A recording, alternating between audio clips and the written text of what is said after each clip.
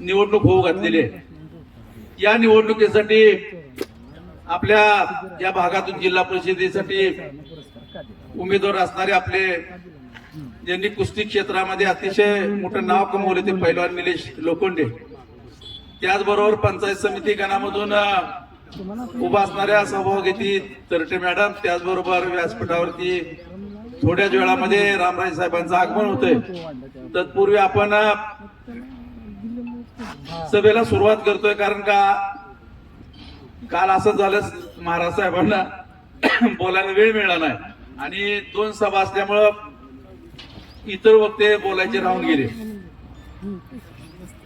गेल्या 30-35 वर्षामध्ये महाराष्ट्र राज्य विधान परिषदेचे माजी सभापती तथा आमदार श्रीमंत रामराजे साहेबांच्या माध्यमातून खऱ्या अर्थाने फलटण तालुक्याचा सर्वांगीण विकास झाला. आज विरोधक आपल्यावरती टीका करतायत की गेल्या 30-35 वर्षामध्ये श्रीमंत रामराजे साहेबांनी काय केलं, राजेघाटांनी काय केलं. खरं तर आपल्याला एवढ्या गोष्टी सांगण्या येण्यासारख्या आहेत की खरोखरच या तालुक्यामध्ये कोणतंही विकासाचं काम आपण शिल्लक ठेवलं नाही, या मताचं आम्ही आहोत. कारण का तालुक्यामध्ये आपण जे मूलभूत गरजा असतात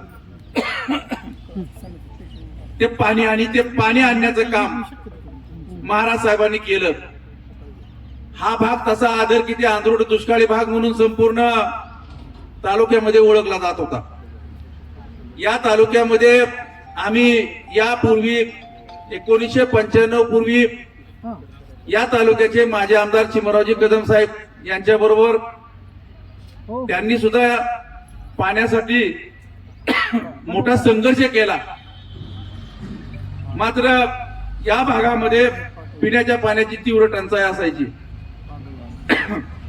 त्याचबरोबर या भागातील जनावरांना पिण्याचं पाणी नसायचं, शेतीच्या पोट पाण्याला पाणी मिळत नव्हतं आणि या भागातील काही लोक स्थलांतर करायचे हे सुद्धा आम्ही पाहिलेले.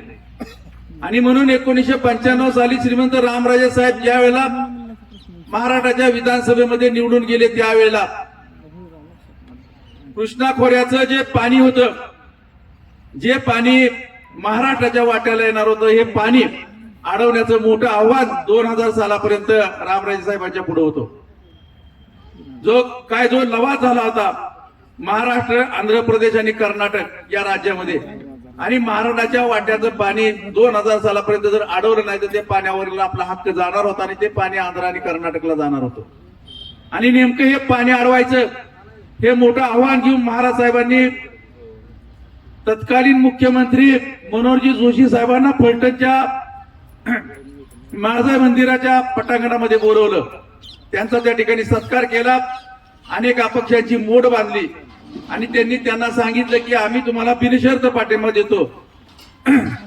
मात्र पश्चिम महाराष्ट्राचा जो पिण्याच्या पाण्याचा जे काही दुष्काळी तालुक्याचा जो प्रश्न आहे तो प्रश्न तुम्हाला सोडवावा लागेल आणि त्यासाठी कृष्णा खोऱ्याचं पाणी अडवण्यासाठी तुम्हाला आम्हाला मदत करावी लागेल.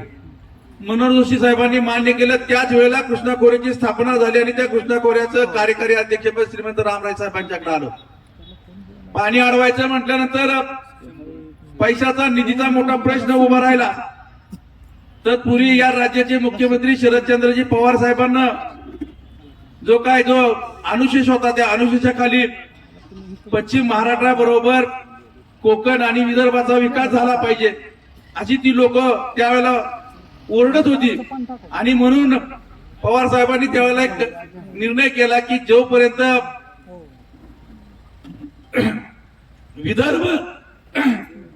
विदर्भ आणि मराठवाड्याचा विकास होत नाही आणि ते दोन्ही भाग आपल्या पश्चिम महाराष्ट्राच्या बरोबरीने येत नाही तोपर्यंत पश्चिम महाराष्ट्राला एकही रुपया द्यायचा नाही. आणि तो एवढा मोठा निर्णय झाला होता.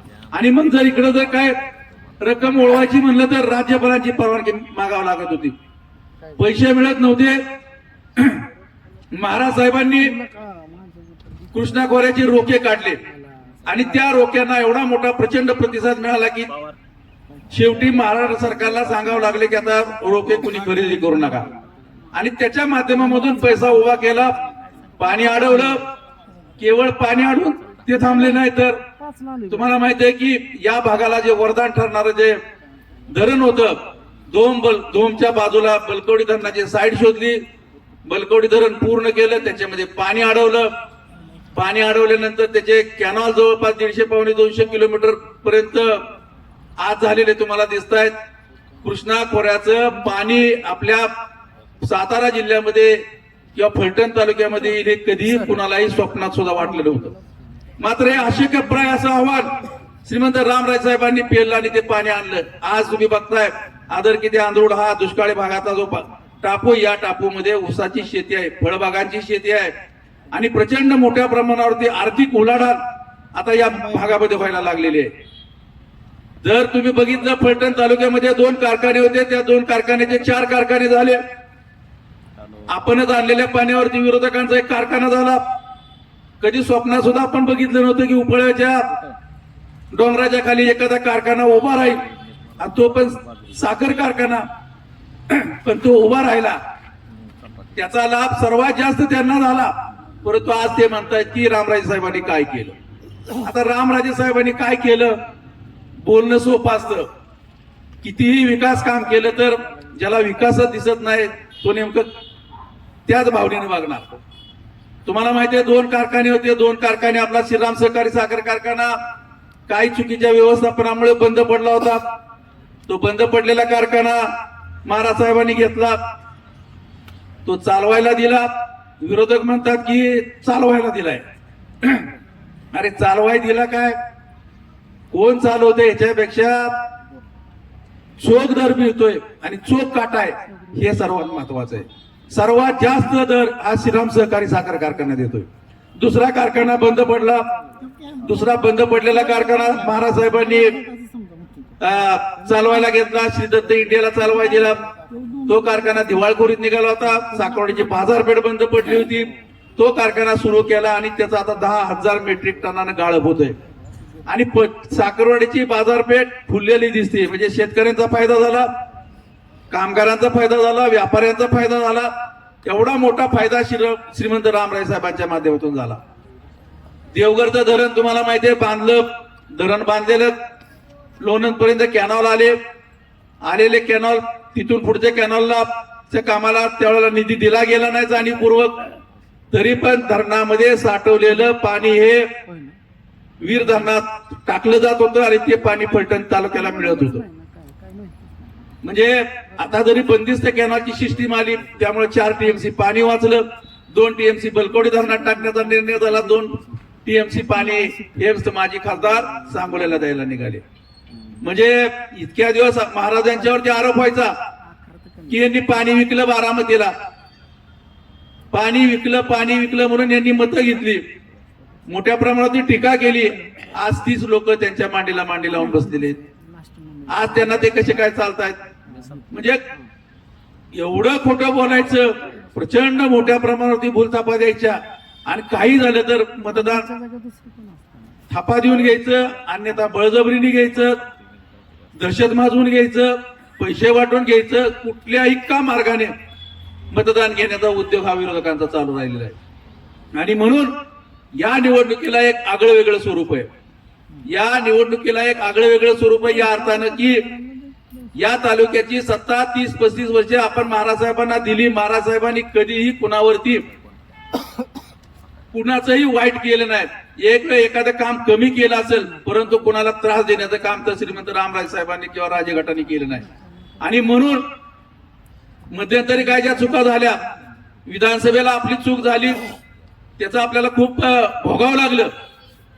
त्यामुळे आपली नगरपालिका गेली. नगरपालिकेला तर 17 माजी नगरसेवक गट सोडून गेले, 5 माजी नगराध्यक्ष गट सोडून गेले. गट सोडून गेलेले सगळे लाभार्थी होते ज्यांनी प्रचंड मोठ्या प्रमाणावरती राजकारणाच्या माध्यमातून माया जमवली होती, ज्याचे काही 2 नंबरचे धंदे होते, अशी सगळी लोक महाराज साहेबांना सोडून गेली. तरी सुद्धा विधानसभेला 6,500 आपण शहरामध्ये मायनस होतो आपला आमदार. आताच्या नगरपालिकेच्या निवडणुकीमध्ये केवळ 590 मतांना आपला पराभव झाला. म्हणजे 300 मतांना आपण पाठीमागे राहिलो. म्हणजे लोक आपल्या बरोबर आहेत. काही चुका आपल्या पण झाल्या, काही ठिकाणी उमेदवार द्यायला आपण चुकलो आणि म्हणून नगरपालिकेचा पराभव झाला. या पराभव जरी झाला असता तर 13 प्रभागामधील 8 प्रभागामध्ये श्रीमंत अनिकेत राजे यांना लीड मिळालं. आमच्यासारखे उमेदवार काही चुकांमुळे थोड्याफार मताने आम्हाला पराभव स्वीकारावा लागला, पण आम्ही हारलो नाही. मित्रांनो, ही निवडणूक तुमच्या दृष्टीनं खूप महत्वाची निवडणूक आहे आणि हा जो मतदारसंघ आहे तो राजेघाटाचा बालेकिल्ला मानला जातो. त्यामुळं तुम्हाला या निवडणुकीमध्ये अतिशय जागरूक राहून तुम्हाला या निवडणुकीमध्ये 7 तारखेला मतदान करावं लागणार आहे. शिवसेनेमध्ये आता आपण गेलेलो आहे, शिवसेनेचा आपल्याला पाठिंबा मिळतोय. या राज्याचे उपमुख्यमंत्री एकनाथजी शिंदे साहेबांनी सांगितलेलं आहे की पूर्णपणे ताकद तुम्हाला दिली जाईल, विकासासाठी पूर्णपणे निधी दिला जाईल, कुठेही आपण कमी पडणार नाही. नगर परिषदेच्या अगोदर जर 1 महिना हा निर्णय झाला असता तर 100% नगर परिषदेमध्ये आपली सत्ता आली असती. मात्र ते होऊ शकलं नाही. देर आई दुरुस्त आई, आता तुम्हाला ती संधी आहे आणि म्हणून कसल्याही परिस्थितीमध्ये कोणाच्याही भूलथापाला बळी न पडता येणाऱ्या निवडणुकीमध्ये तुम्हाला धनुष्यबाण या चिन्हावरतीच त्या पुढलंच बटन दाबावं लागणार आहे. भारतीय जनता पक्षाचं सरकार हे अतिशय लबाडाचं सरकार आहे. या राज्याचे मुख्यमंत्री देवेंद्र फडणवीस प्रचंड खोटारडे. याच भाजपच्या सरकारनं जाती जातीमध्ये धर्माधर्मामध्ये भांडण लावण्याचा उद्योग सुरू केलेला आहे. या सरकारवरती कोणाचा विश्वास राहिलेला नाही. न्याय व्यवस्था सुद्धा खरेदी करण्यापर्यंत हे सरकार गेलेलं आहे आणि म्हणून तुम्हाला जर पारदर्शक कारभार पाहिजे असेल तर भाजपला या निवडणुकीमधून आपल्याला हद्दपार करावं लागेल. मध्यंतरी बाबासाहेब आंबेडकरांचा अपमान केला, पुण्यश्लोक राजमाता अहिल्यादेवी होळकरांचा अपमान केला, ज्यांनी हिंदवी स्वराज्याची स्थापना केली, मराठी साम्राज्य या पूर्ण हिंदुस्थानामध्ये नेलं, त्या छत्रपती शिवाजी महाराजांचा अपमान केला. या थोर पुरुषांचा, भाजपाच्या प्रवृत्ती या थोर पुरुषांचा अपमान करते, हे सुद्धा तुम्ही लक्षात घेतलं पाहिजे. यांना कोणत्याही थोर पुरुषाची कीर्ती पुढे घेऊन जायचं नाही. यांना स्वतःचाच RSSचा अजेंडा राबवायचा आहे आणि थोर महात्म्यांचा इतिहास पुसून टाकायला निघालेलं हे सरकार तुम्हाला येत्या 7 तारखेला उलटून टाकायचंय, एवढीच या ठिकाणी मी अपेक्षा करतो. आणि पुन्हा एकदा आपणा सर्वांना नम्रतेची विनंती करतो, घराघरात जा, आपल्या मित्रांना सांगा. गट झालाय आपला मोठा, त्यामुळे कोण कुणाला शेजारच्याला सुद्धा सांगाय तयार नाहीये. मला आता एक शिक्षक भेटला, तो म्हणला आम्ही आहे, म्हणला राजे गटाबरोबर. अरे म्हणलं तू आहे पण तू नोकरीला आहे, पण तू शेजारी जरा मतदान मिळवण्यासाठी काय ते प्रयत्न कर ना. असा प्रयत्न आपले कार्यकर्ते करत नाहीत. तुम्ही जी लोक तिकडे गेले त्या लोकांना विचारा तिकडे काय अनुभव आहे. जिल्हा परिषद झाल्यानंतर तुमचं कोण कुत्र हाल खाणार नाही आणि म्हणून सावध राहा. बेसावधपणे चुकीचा निर्णय घेऊ नका, अन्यथा तुम्हाला 5 वर्षे पश्चातापाशिवाय तुमच्या वाट्याला काहीही येणार नाही. आणि म्हणून पुन्हा मी तुम्हाला सांगतोय की आपली खून आहे धनुष्यबाण. 2 मतं देण्याचा अधिकार आहे. दोन्ही ठिकाणी धनुष्यबाणाचं समोरलं बटन दाबा आणि धनुष्यबाणावरती दोन्ही उमेदवार आपले प्रचंड मताधिक्याने विजय करा. एवढंच या ठिकाणी आम्ही सांगण्यासाठी आलेलो. जय, एवढंच बोलतो आणि माझं भाषण थांबवतो. जय हिंद, जय महाराष्ट्र.